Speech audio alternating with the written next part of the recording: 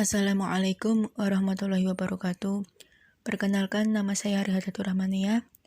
Di sini saya akan menjelaskan tentang Konferensi Asia Afrika. Apa itu Konferensi Asia Afrika?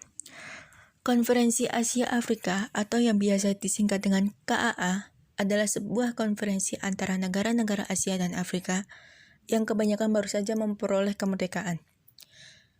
KAA diselenggarakan oleh Indonesia, Myanmar, Sri Lanka, India, dan Pakistan, dan dikoordinasikan oleh Kementerian Luar Negeri Indonesia, Sunario. Lalu bagaimana sejarah Konferensi Asia Afrika? Sejarahnya dimulai pada tanggal 23 Agustus 1953, di mana Perdana Menteri Ali Sastro Amidjojo di DPR sementara mengusulkan perlunya kerjasama antara negara-negara di Asia dan Afrika di perdamaian dunia. Lalu pada tanggal 25 April hingga 2 Mei 1954, pengadilan berlangsung Colombo di Sri Lanka. Hadir pada pertemuan para pemimpin India, Pakistan, Myanmar, dan Indonesia.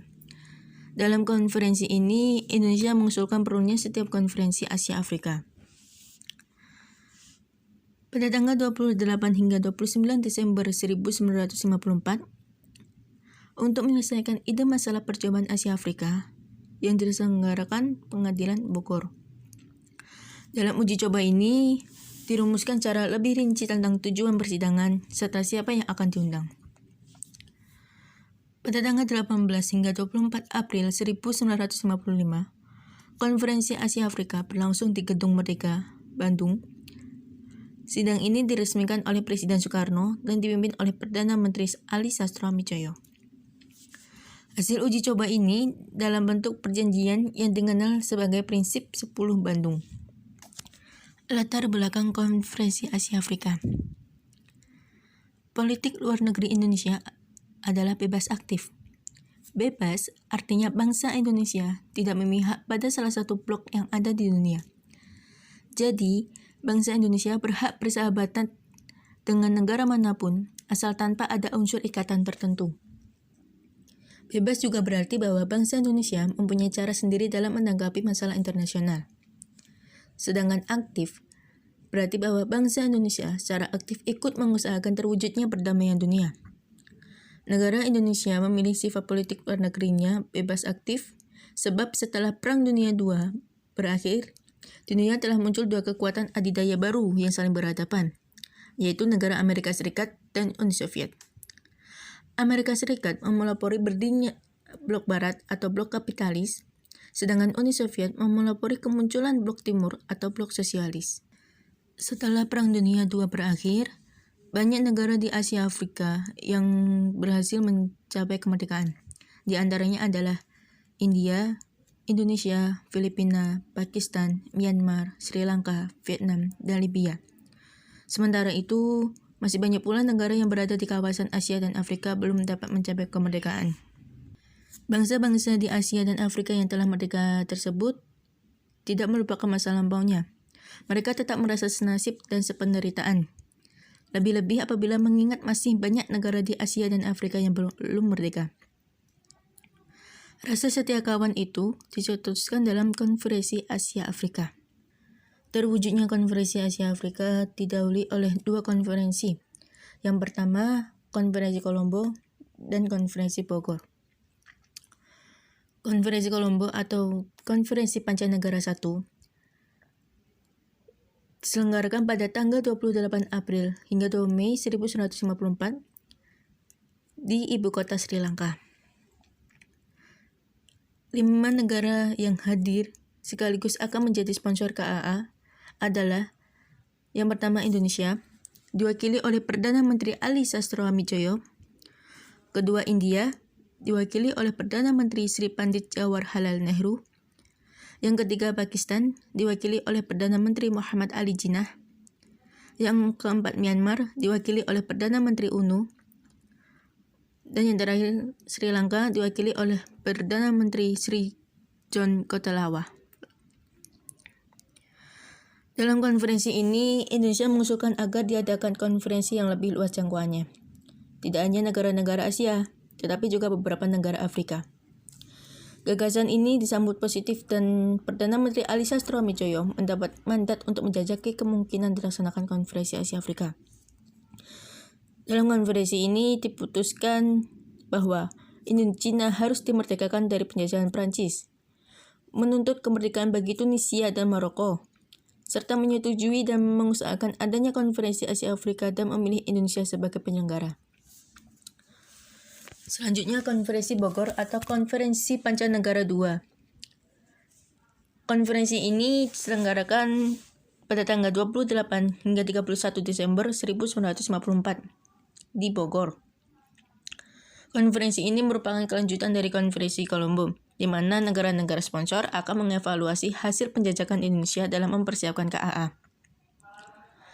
Hal-hal yang menjadi pokok pembicaraan dalam Konferensi Bogor adalah tujuan konferensi, tempat konferensi, agenda pembicaraan negara-negara yang akan diundang dan kesekretariatan. Fungsi Konferensi Asia Afrika yaitu meninjau kedudukan Asia Afrika serta rakyatnya, serta memberikan sumbangan untuk meningkatkan perdamaian dan kerjasama internasional. Meninjau masalah-masalah hubungan sosial, ekonomi, dan kebudayaan dalam hubungannya dengan negara-negara peserta. Mengembangkan saling pengertian dan kerjasama antara bangsa-bangsa Asia Afrika, serta untuk menjajaki dan melanjutkan kepentingan timbal balik maupun kepentingan bersama. Meninjau kedudukan Asia Afrika serta rakyatnya, serta memberikan sumbangan untuk meningkatkan perdamaian dan kerjasama internasional. Tujuan Konferensi Asia Afrika yaitu pertama, memajukan kerjasama persahabatan perhubungan antara bangsa-bangsa Asia dan Afrika untuk menyelenggarakan kepentingan bersama. Kedua, kerjasama dalam bidang sosial, ekonomi, kebudayaan di antara bangsa-bangsa Asia Afrika. Ketiga, memecahkan bersama soal-soal khusus dan penting bagi bangsa-bangsa Asia Afrika seperti menjamin kedaulatan, melenyapkan diskriminasi ras, dan penjajahan. Yang keempat, memperbesar peranan Asia Afrika dalam dunia sekarang dan ikut serta mengusahakan perdamaian dunia. Bidang pelaksanaan kerjasama Konferensi Asia Afrika itu terdiri dari kerjasama ekonomi, kerjasama kebudayaan, hak asasi manusia dan hak menentukan nasib sendiri, masalah negara-negara yang belum merdeka, dan peningkatan kerjasama dunia. Konferensi Asia Afrika dihadiri oleh 29 negara, termasuk 5 negara sponsor, dari 30 negara yang diundang. Satu negara yang tidak hadir yakni Federasi Afrika Tengah atau Rhodesia dan Nyasa, karena sedang terjadi pergolakan politik orang-orang negro menentang ras diskriminasi. Dalam KAA ini, negara-negara peserta terdiri dari 3 kelompok pandangan politiknya yang berbeda, yaitu ada kelompok yang pro-barat seperti Filipina, Muang Thai, Pakistan, Iran, dan Turki. Yang kedua, kelompok yang beraliran komunis yaitu seperti negara Cina dan Vietnam Utara. Dan yang terakhir, kelompok yang netral.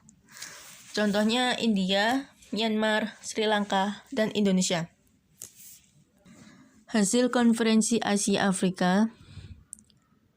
1. Kerjasama ekonomi. Antara lain, mengusahakan kemajuan ekonomi, memajukan perdagangan, saling memberikan bantuan teknik, dan mendirikan bank-bank. Yang kedua, kerjasama kebudayaan. Antara lain, memajukan kerjasama kebudayaan sebagai jalan terpenting untuk mendapatkan pengertian antara bangsa-bangsa Asia Afrika, memajukan pendidikan dan pengajaran dengan pertukaran pelajar, pelatih, dan guru. Yang ketiga, masalah hak asasi manusia, yakni menjunjung tinggi hak-hak asasi manusia seperti yang tercantum dalam Piagam PBB serta menentang ras diskriminasi. Yang keempat, masalah bangsa-bangsa yang belum merdeka, yakni menentang adanya imperialisme dan menuntut kemerdekaan bagi rakyat Aljazair, Maroko, dan Tunisia. Yang kelima, masalah-masalah lain seperti mengakui hak-hak bangsa Arab di Palestina dan menuntut soal Palestina diselesaikan secara damai, menuntut kembalinya wilayah Irian Barat kepada Indonesia, serta menuntut hak wilayah Aden bagi Yaman. Yang keenam, mengusahakan perdamaian dan kerjasama di dunia dengan cara mendesak PBB untuk menerima negara-negara yang telah memenuhi persyaratan, yakni Kamboja, Sri Lanka, Jepang, Yordania, Laos, Libya, Nepal, dan Vietnam. Mengusulkan supaya diadakan pelarangan atas pembuatan, percobaan, dan penggunaan senjata nuklir, serta mengusulkan diadakan kerjasama semua negara di seluruh dunia atas dasar menghormati hak-hak manusia. Yang ketujuh, pernyataan mengenai usaha memajukan perdamaian dan kerjasama di dunia. KAA ini juga mengajak semua bangsa dunia untuk hidup bersama dalam perdamaian dan menjalankan kerjasama dalam suasana persahabatan atas dasar 10 prinsip yang dikenal dengan Dasar-Sila Bandung atau Bandung Declaration. Isi Dasar-Sila Bandung adalah 1. Menghormati hak-hak dasar manusia dan tujuan-tujuan serta asas-asas yang termuat dalam Piagam PBB. 2. Menghormati kedaulatan dan integritas teritorial semua bangsa. 3. Mengakui persamaan ras dan persamaan semua bangsa baik besar maupun kecil. 4. Tidak melakukan intervensi atau campur tangan dalam soal-soal besar maupun kecil. 5. Menghormati hak tiap-tiap bangsa untuk mempertahankan diri secara sendirian atau secara kolektif yang sesuai dengan Piagam PBB. 6. Tidak menggunakan peraturan-peraturan pertahanan kolektif untuk bertindak bagi kepentingan khusus salah satu negara besar dan tidak melakukan tekanan terhadap negara lain. 7. Tidak melakukan tindakan atau ancaman agresi ataupun penggunaan kekerasan terhadap integritas teritorial atau kemerdekaan politik suatu negara. 8. Menyelesaikan segala perselisihan internasional dengan jalan damai, perundingan, persetujuan, arbitrase atau penyelesaian hukum ataupun cara damai lain lagi menurut pihak-pihak yang bersangkutan sesuai dengan Piagam PBB. 9. Memajukan kerjasama untuk kepentingan bersama. Dan yang ke-10, menghormati hukum dan kewajiban-kewajiban internasional. Lalu, adakah pengaruh Konferensi Asia Afrika ini? Jawabannya ada. Pengaruh Konferensi Asia Afrika, misalnya berkurangnya ketegangan dan bahaya pecahnya peperangan yang bersumber dari persengketaan masalah Taiwan antara Republik Rakyat Cina dengan Amerika Serikat. Lalu, perjuangan bangsa-bangsa Asia Afrika untuk mencapai kemerdekaan semakin meningkat. Dan politik luar negeri bebas aktif yang dijalankan Indonesia, India, Myanmar, dan Sri Lanka mulai diikuti negara-negara lain yang tidak masuk blok barat maupun blok timur. Lalu, apa peranan Indonesia dalam Konferensi Asia Afrika? Peranan Indonesia dalam Konferensi Asia Afrika yaitu 1. Indonesia ikut memprakarsai dan sebagai tempat penyelenggaraan Konferensi Pancanegara II yang berlangsung tanggal 28 hingga 29 Desember 1954 di Bogor. 2. Indonesia ikut memprakarsai dan sebagai tempat penyelenggaraan Konferensi Asia Afrika yang berlangsung pada tanggal 18 hingga 24 April 1955 di Gedung Merdeka Bandung. Demikian pembahasan mengenai Konferensi Asia Afrika. Apabila ada kesalahan kata